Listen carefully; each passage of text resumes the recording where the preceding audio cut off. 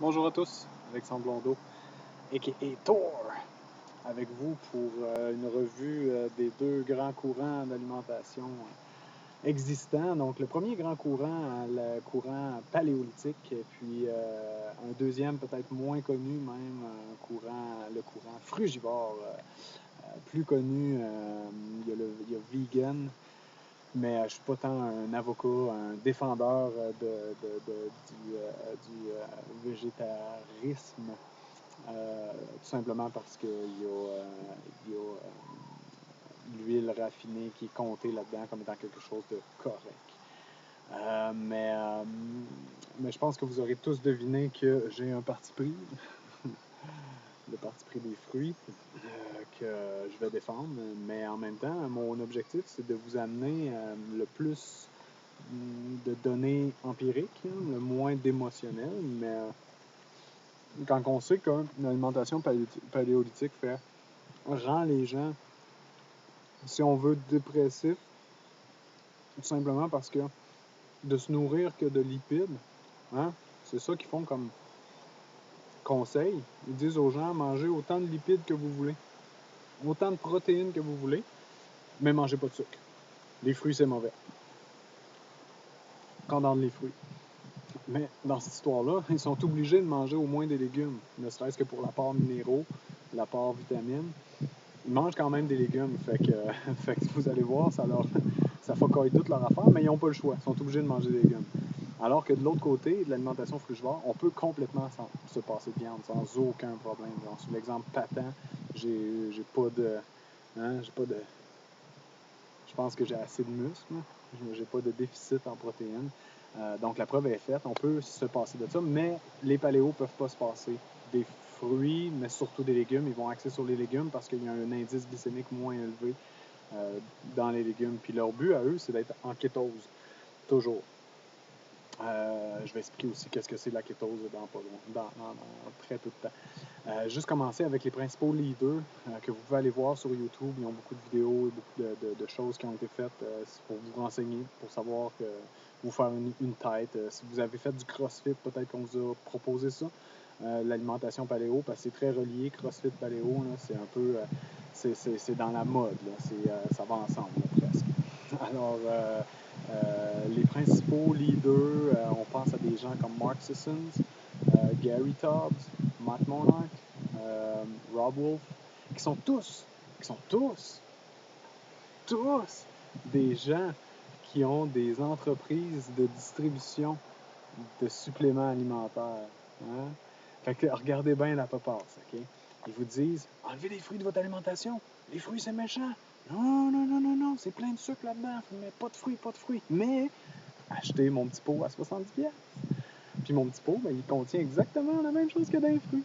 Alors, c'est ça, c'est comment faire de l'argent, c'est le même que ça se passe. Fait que ces gens-là, ils font vraiment des choses drastiques, je vous dirais, pour en venir à conserver leur poids.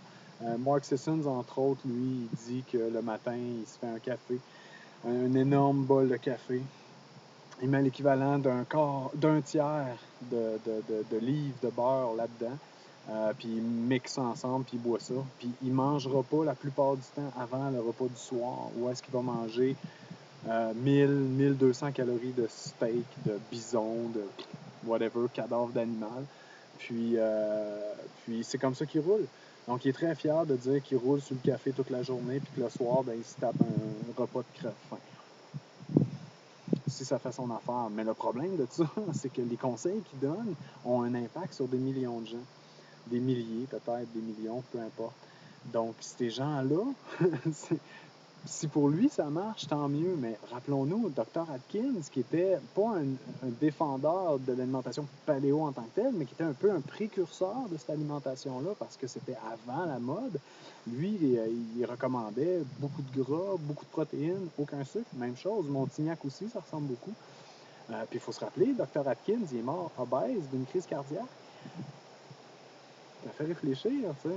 Faut penser à ces choses-là, là, quand on décide d'aller dans un courant alimentaire. Il faut penser à ça. Donc, ce qui se passe chez ces gens-là, c'est qu'ils vont enlever complètement l'apport de glucose dans leur alimentation, l'apport de sucre. Donc, il n'y aura plus de sucre. Fait que la mitochondrie, elle la capote. Okay? La mitochondrie, c'est la cellule dans le corps humain qui produit de l'énergie pour pouvoir bouger nos muscles. Okay? Donc, si cette cellule-là n'a plus de sucre, elle va utiliser des lipides puis des protéines qu'elle va dégrader avec difficulté pour finir par les transformer en glucose, pour les utiliser dans le cycle de Krebs qu'on appelle, qui va permettre la production d'ATP. Mais tout le processus de dégradation vers le glucide, vers le glucose, va coûter plus cher en énergie que l'énergie qui est produite en glucose. Fait qu'effectivement, il y a perte de poids. Sauf que la kétose, dans laquelle ces gens-là se mettent, à long terme, va avoir des impacts assez intenses. Là. Si on pense juste à l'aspect mental, on est fatigué, c'est frapper le mur. Je veux dire, en course, moi, j'ai souvent frappé le mur, puis c'est pas le fun, là. Tu veux pas frapper le mur, tu veux pas arriver au bout de tes réserves de glycogène musculaire. Puis quand tu arrives au bout, parce que tu t'es mal alimenté, ben c'est pas facile. Il n'y a rien de facile à ce moment-là. Chaque pas devient difficile, chaque pas fait mal au niveau de la pensée. C'est dur de se motiver. Ben, eux, ces gens-là, sont tout le temps dans cette dynamique-là. Fait qu'ils vont stimuler leur système de récompense avec le café. Ben, chez tous les gens paléo, il y a prise de café simultanée. En disant que c'est paléo, le café. Ben ouais, les hommes de Cro-Magnon, ils se récoltaient des bines de café puis ils faisaient brûler ça dans un beau petit brûleur tout fancy. Ouais, voyons. Fait que c'est ça. Finalement, ils ont besoin de café pour rouler toute la journée. Le midi, ils vont se permettre des fois des petits légumes parce qu'ils n'ont pas le choix. Puis le soir, ben, ils vont se taper un gros snack. Fait que grosso modo, ça fait ça. Comme alimentation, ça fait qu'il y a une perte de tissu maigre à cause que les muscles n'ont plus assez de glycogène, ils n'ont plus accès à assez d'énergie pour être gorgés de glycogène musculaire, hein, d'énergie, parce que c'est pas la quantité de fibres qui fait qu'un muscle est gros, mais bien sa quantité de glycogène intramusculaire. Donc, c'est pas les fibres musculaires sont prédéterminées à la naissance. On n'en aura jamais plus, jamais moins, à part s'il y a mutilation là, du muscle, mais sinon, le nombre de muscles est fixe de la naissance jusqu'à la mort. Mais en soulevant des charges lourdes, on peut réussir à adapter nos muscles pour qu'ils puissent se gorger de glycogène musculaire pour pouvoir produire l'énergie qu'ils ont besoin. À partir de ce moment-là, le système il est ralenti. Okay? Quand les gens sont en kétose, là, tout devient lent. Donc les glandes, c'est difficile. La digestion, c'est difficile. Les toilettes, c'est difficile. Avec ça, ben là, ils vont commencer à mettre des graines comme des graines de lin pour essayer d'accélérer le transit intestinal, des trucs comme ça. Fait que là, ils vont essayer de patcher leur alimentation qui leur fait perdre de l'eau puis de la masse maigre, ce qui n'est pas l'objectif. On veut maigrir, on ne veut pas nécessairement perdre du poids, mais on veut maigrir. Donc, c'est ça. Puis en plus, avec un apport de lipides hyper élevé comme qu'ils font la recommandation, mais ils gorgent leur système immunitaire. Parce que n'importe quel lipide, pour être absorbé dans l'organisme, passe par le système immunitaire. Donc, plus il y a un pourcentage élevé de lipides, plus le système immunitaire il est plein de gras. Fait que nécessairement, il n'est pas capable de faire sa job comme il faut. Donc, la lymphe, le système lymphatique, il va avoir de la misère à combattre les infections, à combattre les virus. On va être malade. Puis une des premières choses qu'on fait quand on veut que les enfants arrêtent de morver, c'est qu'on leur enlève les produits laitiers, parce que c'est excessivement gras, puis c'est excessivement allergène. Mais ça, c'est un autre sujet. Mais, fait que c'est ça, grosso modo, ces gens-là vont se mettre dans une situation vraiment pas idéale pour être capable de fonctionner. Alors que si on va de l'autre côté, l'alimentation frugivore, c'est parfait. Tous les processus chimiques dans l'organisme, dans le corps humain, sont capables de se faire à leur maximum. Puis il y a un nettoyage qui va se faire aussi, parce qu'il y a des choses en attente, hein, comme les pierres au rein, c'est du sel en attente d'être dégradé puis d'être évacué par les reins. Donc, c'est la même chose pour toutes les glandes. Avec l'alimentation frugivore, on se nettoie de ça parce qu'on fait aller les processus chimiques de la glande. On se nettoie de tout ce qui pouvait être en attente. Puis, on reste toujours à date. On reste toujours à jour. Donc, quand on s'entraîne, on récupère plus vite. Puis, en plus, on évite les blessures parce qu'on récupère plus vite. Fait que c'est toujours un cercle vertueux. C'est ça qui est merveilleux. Puis le problème du végétarisme, d'être végétalien ou vegan en anglais, c'est que les gens vont inclure l'huile surtout.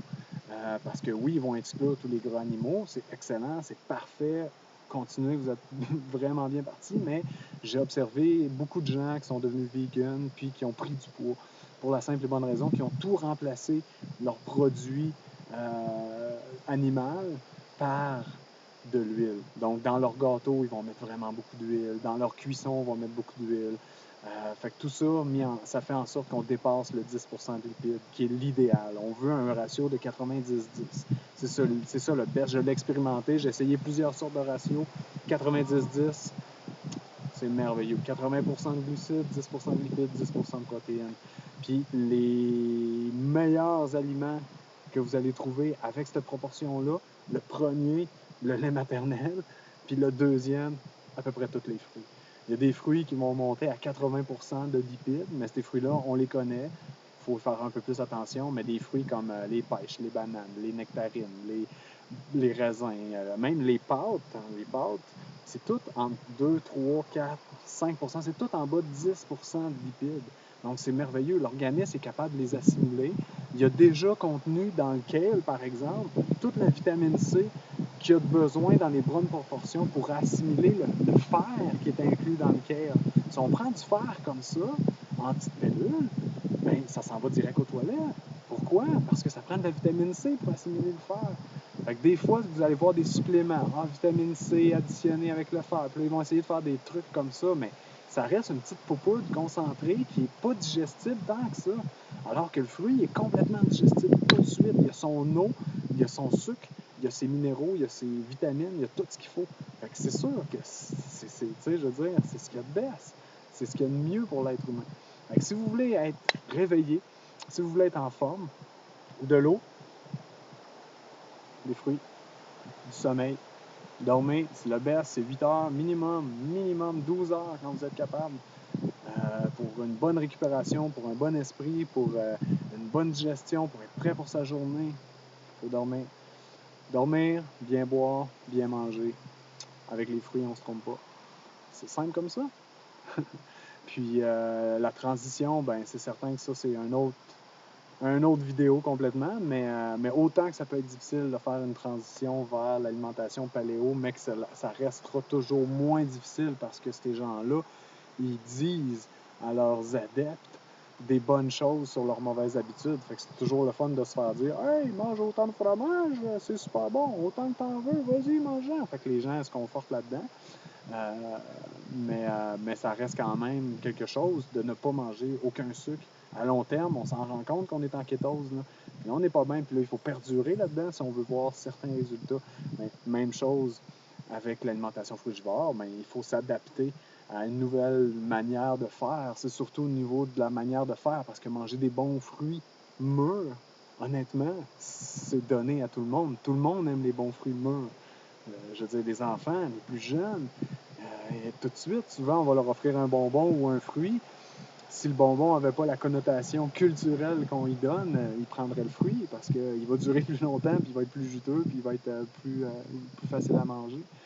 Alors, ça ressemble pas mal à ça, les deux combats. J'espère que je vous ai éclairé un petit peu les deux grands courants de l'alimentation. Si vous avez des questions, tapez-les en bas de l'écran ou des suggestions de vidéos ou des félicitations, t'es pas bon, peu importe. Laissez vos commentaires en bas de l'écran, puis on se revoit la prochaine fois. Au revoir.